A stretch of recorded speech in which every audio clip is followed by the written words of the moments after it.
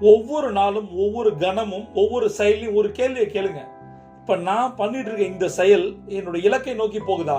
ஒரு மிகப்பெரிய கனவு இலக்கா மாறி இருக்கு. இப்ப இன்னைக்கு நீங்க பண்ற ஏதாவது ஒரு காரியம் அந்த இலக்கை நோக்கி போகுதா, இல்ல உங்களை டைலூட் பண்ணுதா? அதை கேட்டுட்டு பண்ணலாமா வேணாமா யோசிங்க.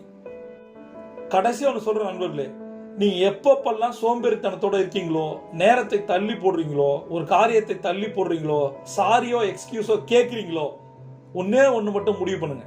ஏன் தெரியுமா? உங்களை எத்தனை பேர் நம்பிட்டு இருக்காங்க தெரியுமா? உங்களை நம்பி எவ்வளவு பேர் இருக்காங்க, அவ்வளவு பேரையும் நீங்க ஏமாத்துறீங்க. நீங்க பண்ற துரோகம் அது.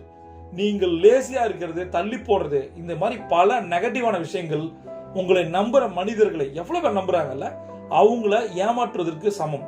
நம்பிக்கை துரோகம் என்பது பணத்தால ஏமாத்துற அவசியம் இல்லை. ஒரு செயலை செய்யாம இருந்து ஒருத்தவங்களை நம்பும் போது அந்த செயலை செய்யாம நீங்க நார்மலா இருந்து உங்களை ஒரு சூப்பர் ஹீரோவா, ஒரு மோட்டிவேஷனா, ரோல் மாடலா நினைச்சிட்டு இருக்க ஒருத்தனை